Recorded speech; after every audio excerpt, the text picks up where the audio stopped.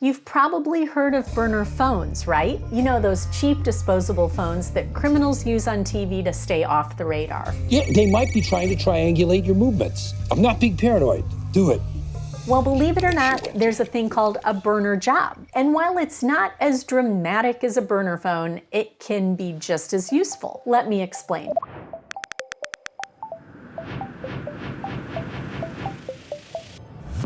A burner job is basically a temporary job you take without any plans to stay for the long term. It's the kind of job you pick up when you just need some quick cash or something to bridge the gap between more permanent roles. You might take a job at a restaurant or pick up some seasonal retail work. Excuse me, I was in a minute.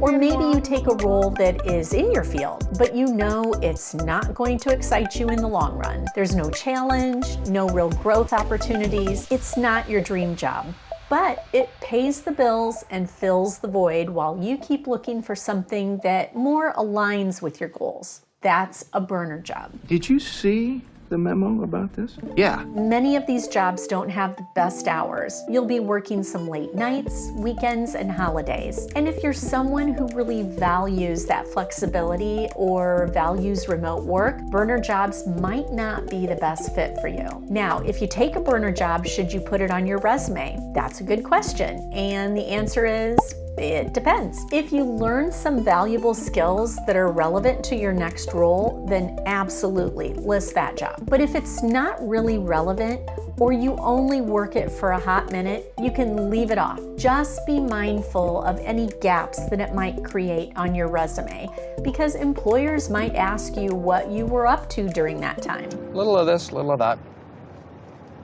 Now, you might be thinking, okay, but how common really are these burner jobs? Well, they're more common than you think. We did a survey recently at iHire, and 41.6% of people told us that they've either taken or considered taking a burner job just to get by. And a burner job, well, it gives you that cushion. You're paying your bills, you're learning new things, and most importantly, you're not desperate, which gives you the freedom to find the right job. Sometimes you just need something to get you through, and there's no shame in taking a burner job. I always tell people the best time to look for a job is when you already have one. So if you're out there searching for your dream job, just remember, you've got options. Whether it's a short-term burner job or something that really aligns with your goals, iHire is here to help.